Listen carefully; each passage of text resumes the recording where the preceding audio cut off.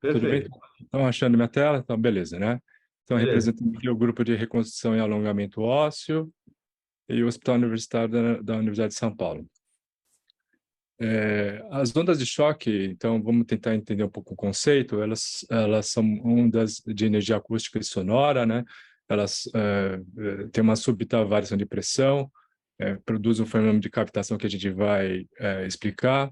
Na medicina, então, originou-se na litotripsia, foi os primeiros casos dentro da medicina, e ela está comumente com a gente no nosso ambiente, ou seja, numa uma explosão. Então, aqui você está vendo um halo de ondas de choque, ou nos aviões também supersônicos também que lançam ondas de choque.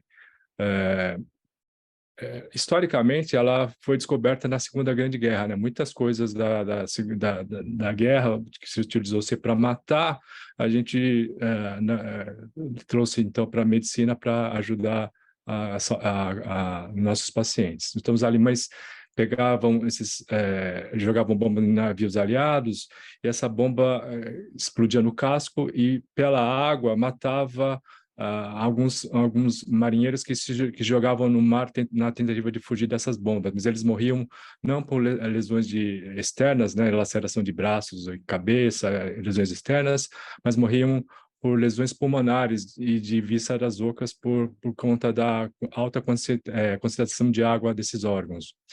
E aí, na urologia, o primeiro caso se utilizou, então, em 1971, na litotripsia. Somente em 85, na ortopedia, os alemães eles observaram que na litotripsia, para quebrar cálculos no ureter lá inferior, se jogava as ondas de choque no ilíaco e formava-se osso. Então, eles imaginaram que se isso não poderia ajudar a consolidar algumas pseudartroses, e então Walchnau em 85, em 88 publicou o primeiro trabalho relacionando então as ondas de choque dentro da ortopedia para tratamento de pseudartrose, ou seja, se utilizou primeiro em pseudartrose e somente mais tarde se utiliza as ondas de choque para tratar a dor musculoesquelética, que é a grande indicação agora para o uso das ondas de choque. Na natureza, a gente convive com as ondas de choque e nem percebe, então tem aqui o camarão-pistola, ele utiliza as ondas de choque para matar para se alimentar, matar seu oponente e se alimentar. Então, ele utiliza esse tipo de armamento, vamos dizer assim, no dia a dia dele, para ele se alimentar. E como terapia, não é então uma coisa nova. Aqui é um tratamento na Índia em que se utiliza as ondas isso na verdade é um êmbolo que bate contra uma superfície e lança ondas de choque. Então aqui para dor lombar, e agora o doutor aí vai fazer tratamento de dor miofascial na panturrilha com as ondas de choque. É muito parecido com o princípio que a gente utiliza atualmente. Então, a característica da onda de choque é uma onda de pressão com um pico abrupto e rápido, né? Vamos ver aqui a unidade aqui é microsegundos, né? E a energia ela é medida em milijoules por milímetro quadrado. Essa é uma comparação entre as ondas, ambas são sonoras, né? A ultrassom normal que a gente que a gente conhece, é a onda de choque, só que a onda de choque é diferente do ultrassom porque ele tem um pico rápido e uma queda rápida, diferente das ondas senoidais do ultrassom. Existem diversos aparelhos, né? Então, a gente classifica em ondas focais, e a gente vai explicar a diferenciação, e as ondas radiais. Essa onda radial, então, tem um êmbolo que bate contra uma superfície, um anteparo, e essa ponteira grudada na pele lança as ondas de choque, né? É muito semelhante, então, àquele martelo que o indiano utilizava. Essa comparação entre as ondas de choque clássicas, que são as focais, e as ondas de pressão, que se utiliza mais corretamente esse termo, dos aparelhos radiais, que são aquelas pistolas. A diferenciação, então, técnica das ondas, física. Esse slide é bem elucidativo, que mostra a diferenciação em relação à penetração das ondas focais às ondas radiais. As focais a gente utiliza para tecidos mais internos, então ele tem uma penetração maior, né? Eles são convergentes, então converge para um ponto único onde se concentra o foco da intensidade, ou seja, o osso que está mais profundo, por exemplo, no fêmur, as focais eles são mais indicadas. As radiais, elas são ondas divergentes, penetram, tem uma penetração muito menor, e lembrar que a pele recebe mais energia e, proporcionalmente, essa energia vai se dissipando na sua profundidade. Essa é a diferenciação entre uma e outra em relação. Mas ambas são utilizadas para tratamento de dor, e depois a gente vai ver sobre, até em pseudartroses, também a radial pode ser utilizada em ossos superficiais. Esse é um slide de uma onda radial, né, um aparelho radial, um slide não, um vídeo, vamos botar o vídeo. Então, ele faz bastante barulho, porque é o ângulo batendo, e a gente tem que deixar próximo do local onde a gente quer a ação, né?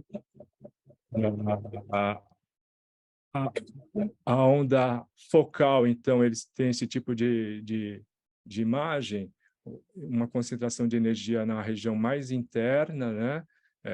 E esse é o fenômeno da cavitação que ocorre nas ondas focais de ondas de choque.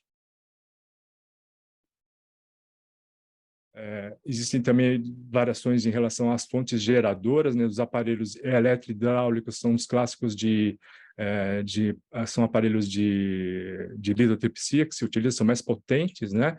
Eletromagnético, piezoelétrico e a pneumática, que é o êmbolo batendo, que parece uma pistola, que é uma onda radial. Então, essa é uma grande dificuldade em relação à hora de fazer trabalhos, né? Você tem fontes diferentes, tipos de ondas diferentes, então é difícil de você uniformizar. Na pseudartrose, então, a gente tem que direcionar o foco é um foco elíptico sobre o foco da fratura, e muitas vezes utilizando a radioscopia e anestesia geral, porque é uma intensidade mais alta, para a estimulação da pseudartrose. Então, quando a gente fala de tratamento em pseudartrose, a gente tem que lembrar que tem que usar aparelhos mais potentes. Então, os aparelhos menos potentes e falar que não vai consolidar, isso é um erro, então isso queima o método, mas na verdade é porque você não está usando a técnica correta. Novamente, a diferenciação aqui em relação aos focos, né? Então tem focos maiores, certamente esses focos maiores vão ter resultados diferentes de focos menores. Então, por isso que existe uma variação de resultado, né?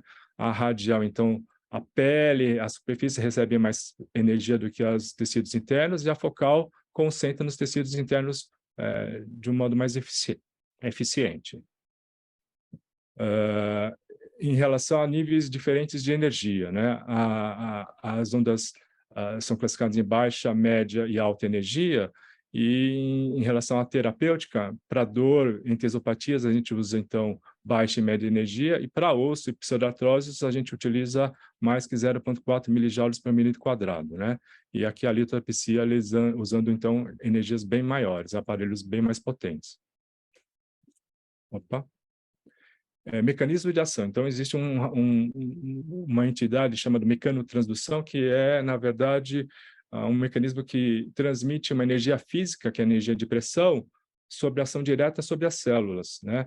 Essa ação vai agir, então, tanto no citoplasma, quanto no próprio núcleo, que vai liberar, então, mediadores químicos, e fatores de crescimento. Então, em vermelho aqui são mediadores relacionados à dor. Então, uma cascata de mediadores que se produz, e esse aqui em preto, mediadores que são relacionados à consolidação. Tudo isso é lançado através desse mecanismo da mecanotransdução, que foi estudado experimentalmente em animais. Contraindicações. Antigamente se contraindicava existiam mais contraindicações, vamos dizer assim, né? Atualmente é um pouco mais permissível porque se observou poucas complicações ou quase nenhuma contraindicação específica. Em tumores malignos na área de tratamento, antigamente, por exemplo, o cara tinha uma leucemia, se contraindicava, atualmente não se faz mais isso. Antigamente não se fazia ondas de choque em pessoas grávidas, atualmente, ou seja, você fazia ondas de choque no pé de uma grávida era proibido, agora só na área do feto mesmo. relativa na placa epifisária, né? A gente tem medo de fechamento precoce da placa de crescimento, e diretamente no cérebro, na medula, também se evita. Também é relativa porque existem trabalhos, inclusive em Alzheimer, que se coloca diretamente sobre a calota craniana.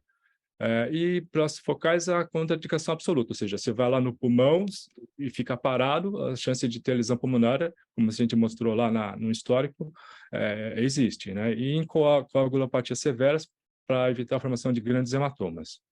Então, tudo isso através do guideline recente aí da Sociedade Médica Internacional de Ondas de Choque. A pseudartrose é difícil até, inclusive, a gente escrever, né?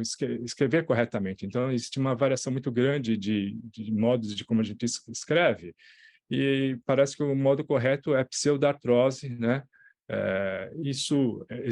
Essa minha pesquisa foi motivada por causa dessa pergunta aqui que o Targa me fez. Como é que você quer tratar uma pseudartrose se você não sabe nem escrever? Então, a gente foi investigar, ler sobre como é que se escreve de modo correto o termo. É controvérsia, inclusive, na tradução, né? A pseudartrose, quando você lê na língua inglesa, ele está se referindo à neoarticulação, aquela pseudartrose verdadeira, a pseudartrose sinovial. A non-union, que a gente trouxe na tradução para português em pseudartrose, é muito semelhante à pseudartrose escrita pelo Weber, né, um alemão, na famosa classificação de Weber de pseudartrose que se utiliza até atualmente, né? E delayed union é uma área cinzenta, que é o retardo de consolidação entre a pseudartrose e a fratura de consolidação normal, ou seja, aquela fratura que demora para consolidar, mas ele tem sinais biológicos que parece que vai consolidar. Então, essa controvérsia existe em relação, inclusive, nos trabalhos, né? Então, é essa a dificuldade também de você classificar a pseudartrose. Então, esse trabalho aqui é um trabalho clássico, em 2001, foi a partir dele que se começou a produzir mais trabalhos científicos em relação à pseudartrose. Schaden, vocês vão ver mais para frente, é um grupo austríaco que publica bastante. Ele só classificou nesse primeiro trabalho, ele só fez a diferenciação em relação a tempo. 3 a 6 meses, então, é uma retardo, e maior que 6 meses em pseudartrose. Nesse outro trabalho, ele acrescenta também alterações radiográficas, ou seja, depois de 6 meses não há uma variação radiográfica, uma mudança radiográfica também. E nesse outro trabalho ele fala todo sobre o tempo, fala sobre o tempo que são 6 meses, parece que todo mundo é consensual que 6 meses é um momento que você tem que fazer alguma coisa, né? Ele virou uma pseudartrose, parece, né? Esse é meio consensual, e que não evidencia a consolidação radiográfica nos últimos 3 meses e associa dados clínicos, dessa vez, com desconforto e dor à palpação no local. Então, esse é o trabalho clássico de Schaden, de 2001, né? Ele pegou 115 pacientes, dividiu em 35 pacientes de atraso de consolidação e 80 pacientes. Vocês verem a variação grande entre 6 meses e 25 anos de pseudartrose. Ele pôs tudo no mesmo trabalho. Isso é uma crítica que se faz a esse trabalho porque é muito heterogêneo, né? E também ele colocou no mesmo saco as fraturas diafisárias, de ossos longos, e fraturas de ossos esponjosos. E a gente sabe que tem evoluções diferentes, né? Mesmo assim, então, nesse trabalho ele colocou uma sessão única, atualmente a gente às vezes faz mais sessões, né? E todos foram imobilizados. Então, parece ser um consenso de que depois da onda de choque há necessidade de ter silêncio no foco da fratura para ser eficiente. Nos ossos mais superficiais, ele usou disparos menores. Isso, na verdade, não tinha um protocolo. Ele que meio que, na experiência dele, que foi lançando esses protocolos, né? Inativo enfermo de ossos longos, novamente 0,4 milijoules em 12 mil disparos, né? Lembrar que a gente tem que mudar a posição conforme a posição do material de síntese, porque ele reflete as ondas de choque, né? Então, a cada 500 mil disparos, você vai mudando a posição da ação da onda de choque. Então, ele teve uma taxa de consolidação de 76%, tanto por atraso de consolidação quanto em pseudartrose. Isso motivou vários outros trabalhos. Isso aqui é do mesmo grupo dele, que o Fúria, ele fez um trabalho, um dos poucos trabalhos prospectivos e randomizados. Então, em retardos de consolidação da região metadiafisária do quinto metatarsiano, ele compara tratamentos cirúrgicos com parafuso intramedular com ondas de choque, né? Seguindo esse protocolo de 2 a 4 mil pulsos e novamente imobilizando. E mostrou resultados semelhantes entre o cirúrgico e não cirúrgico. Esse é um caso que a gente conhece, então, do Neymar, também teve um retardo de consolidação, que usou um aparelho, então, aqui um aparelho radial e um aparelho focal para tratamento do seu retardo e parece que foi eficiente. JBDS, né, que é uma bíblia para a gente ortopedista, mostra nesse trabalho, nesse artigo, várias indicações, não só sobre a pseudartrose ou sobre ossos, né? Então, indicações sobre tendinite calcicanta tendinite calcária, fascite plantar, parece que tem uma forte evidência de que é favorável a esse tipo de tratamento. Em relação à parte da nossa apresentação, ele mostra aqui, então, um levantamento de vários trabalhos com taxas de consolidação excelentes, né? E mostrando também que as atróficas, como já é mais ou menos de se esperar, elas têm uma evolução um pouquinho mais lenta em relação à consolidação, mais difícil de consolidar mesmo. As hipertróficas evoluem muito bem.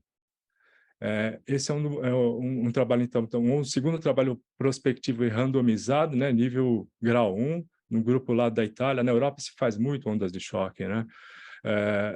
Usando, então, dividiu em 3 grupos, então 1, 2 e 3, o último grupo é cirúrgico e com diferentes energias, né, 0,4 e 0,7, e avaliaram clinicamente até 2 anos, né, clinicamente e radiologicamente. Então, usando parâmetros do VAS para dor, né, a função de membros inferior, que é esse parâmetro, e o DASH para membros superiores.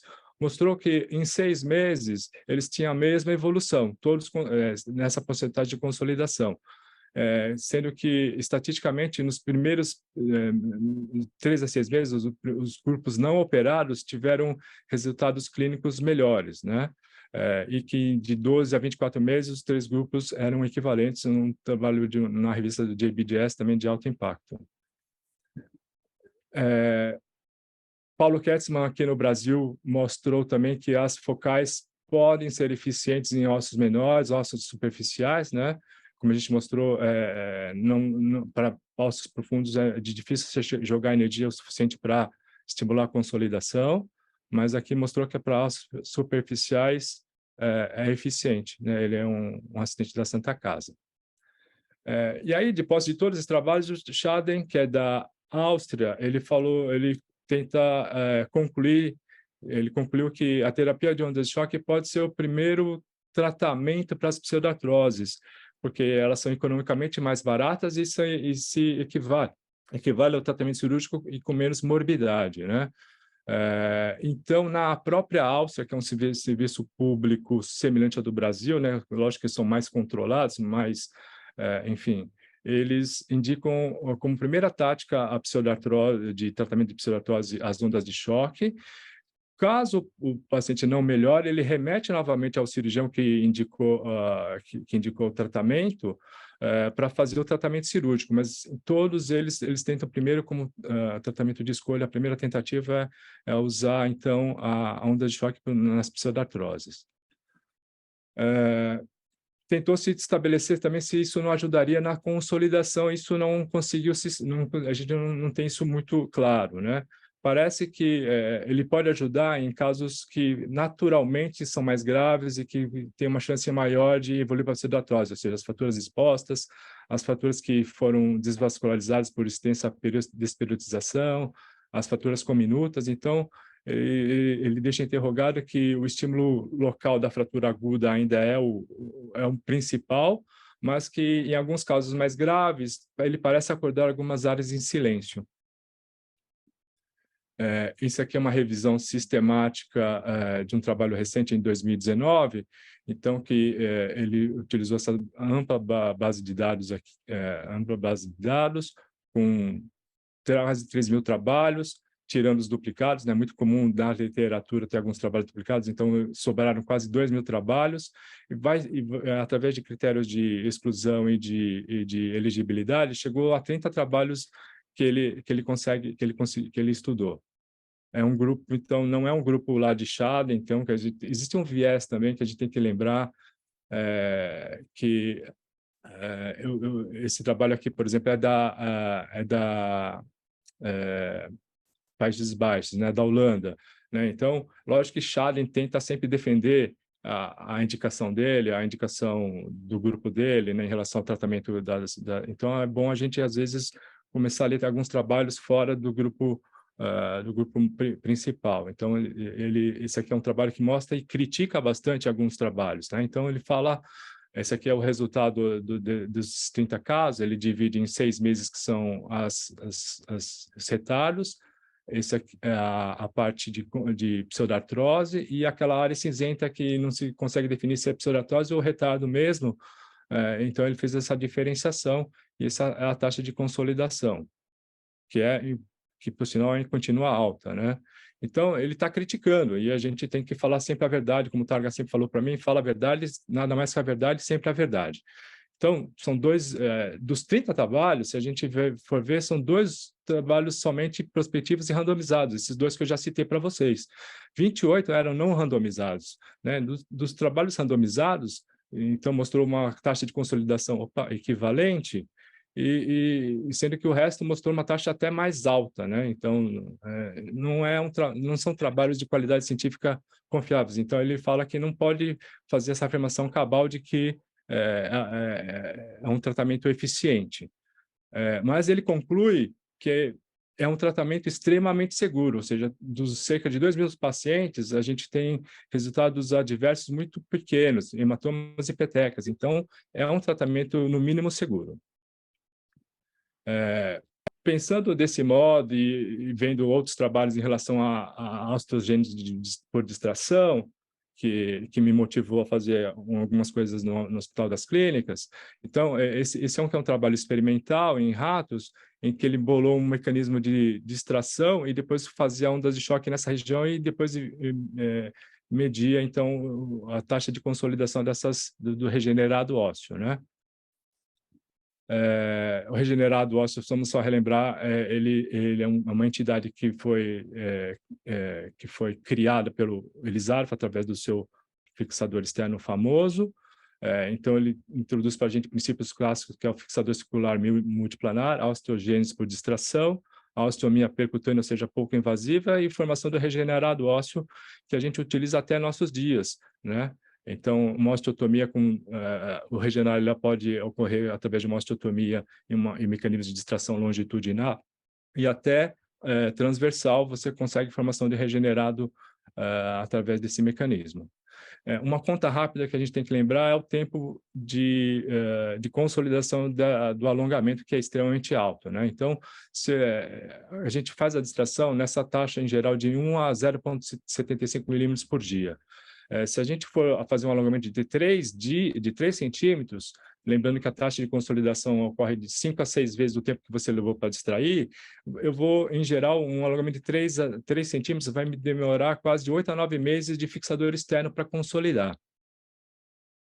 Ou seja, é bem lento a evolução. Daí gera outras necessidades, ou seja, fazer outros tipos de alongamento com menor tempo de fixador externo. Então, as coisas vão evoluindo. Então, lembrar que na correção de deformidade a gente utiliza o mesmo princípio da formação do regenerado, então, se faz cálculos e planejamentos extremamente complexos para saber o lugar da sua osteotomia, mas tudo isso advém da formação do regenerado. Sem o regenerado, a gente não consegue ter sucesso nesse tipo de tratamento. Seja, então, com correção com fixador externo, seja, então, no alongamento sobre haste, para diminuir o tempo de fixador externo, esse é um caso de alongamento sobre haste que a gente fez, para tentar diminuir o tempo. Então, usa o regenerado como fator propulsor aí da nossa consolidação.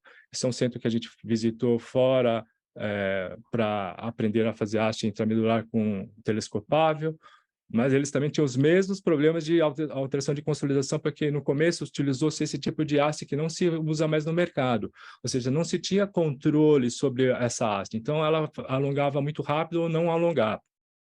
E então tinha muita alteração de regenerado. Como é que eles tratavam? Única cirurgicamente através do uso de enxerto, que é o gold standard de tratamento. Então é um problema que ocorre em todo o mundo quando você tem um problema no regenerado ósseo do alongamento, né? Então, alongamento estético, As hastes foram evoluindo. Esse aqui é uma haste alemã que a Orthofix tende a trazer aqui para o Brasil. Eu fui conhecer esse serviço aqui do Baumgart. Então, ele bolou um sistema que, através de um transdutor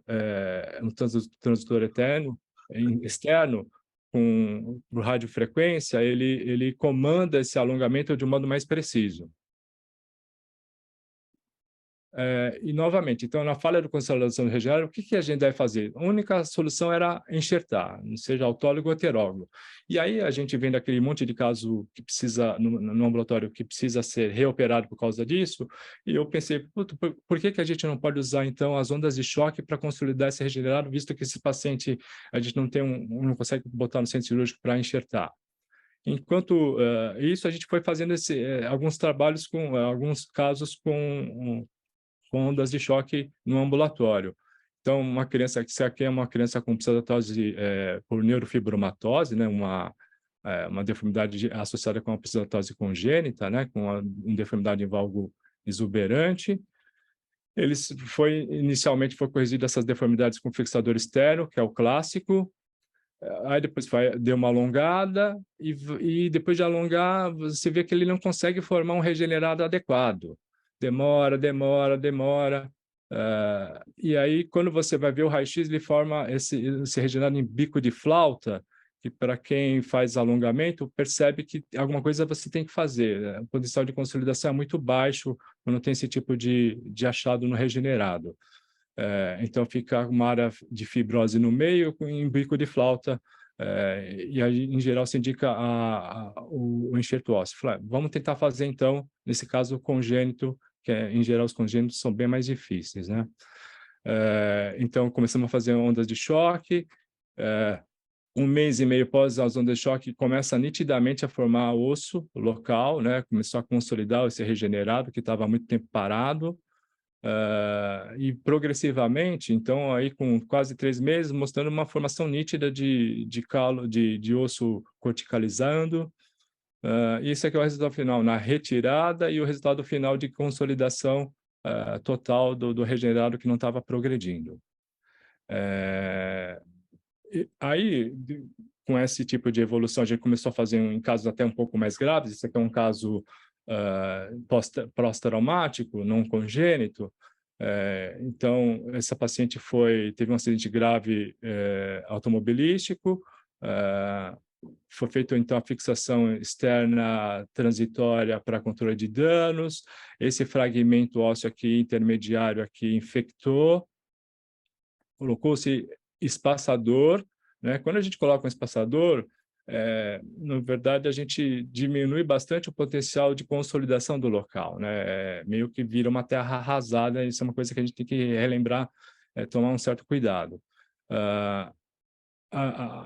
Colocando o espaçador, então, para o tratamento dessa infecção, nós criamos, então, uma área de falha óssea, e optou-se, então, por fazer o transporte de distal para proximal. Lembrar que o transporte de distal para proximal, ele não forma um regenerado muito eficiente mesmo, porque distalmente a gente tem pouca cobertura cutânea, né? Então, em geral, existe uma dificuldade, geralmente a gente usa taxas menores de transporte de alongamento em osteotomias distais. E aí, está subindo, não forma nada aqui no meio, não formava nada, só nem fumacinha do regenerado, nada. E vai passando o tempo, e aí o fixador começa até a entrar em colapso, ele começa até a deformar, então o regenerado o fragmento começa até a se desviar por instabilidade, e nada formando, e aí a gente fala, vamos fazer então as ondas de choque. Essa é uma outra dificuldade, que o aparelho não entra, né? A gente está usando fixador singular, a gente muitas vezes consegue desmontar o aparelho, mas outras vezes não consegue. E até pensei, a gente tentou fazer aqui proximalmente na pseudoartrose no Dock Insight lá em cima, mas eu não conseguia acessar o aparelho por causa dos anéis. Então, esse é um problema técnico quando a gente tem um fixador externo. Então, quando dá para desmontar, a gente consegue desmontar e acessar a área do regenerado. Logo, então, iniciamos as ondas de choque. Eu tive o cuidado de manter as datas, né, para ser bem fidedigno, mostrando as datas. Então, começamos a fazer ondas de choque. Isso aqui é eu fazendo as ondas de choque. Se você perceber, a gente faz em toda a área do regenerado, né? Quando você faz na pseudoartrose no local, a gente fica parado na região. Mas aqui eu estou fazendo para tentar estimular o regenerado inteiro e usando a dor, perguntando para ela em relação à dor. Então, a dor é fator limitante, porque eu preciso produzir dor e o osso dói mais do que partes moles. Então, os pacientes têm que ser um pouco valentes e entender que o tratamento incomoda mesmo.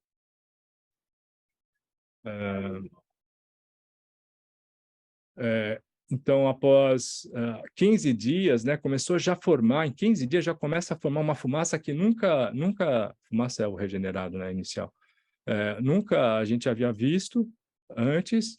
Aqui o fixador atrapalhando para visualizar, isso é clássico, o fixador externo atrapalhando a gente para enxergar, né, mas ó, mais para frente a gente consegue enxergar nitidamente a formação de osso num gap grande, né, numa área transportada bem grande. 3 meses e meio, 4 meses e meio, seriadamente, formando osso, e chega uma hora que a gente para. A própria natureza, você não vai fazendo isso até a consolidação final, né? Você vê que a própria natureza assume o papel e a gente para de fazer as ondas de choque e deixa a natureza continuar seu papel. Novamente, a pseudatose proximal continua, que a gente não conseguiu fazer isso consolidar. A paciente, então, foi feita a retirada com a pseudatose, ela engravidou, ela parou de fazer o tratamento e agora, recentemente, ela voltou para fazer o tratamento final da pseudatose proximal, que agora a gente vai tentar resolver. E mais ou menos, basicamente é isso, pessoal.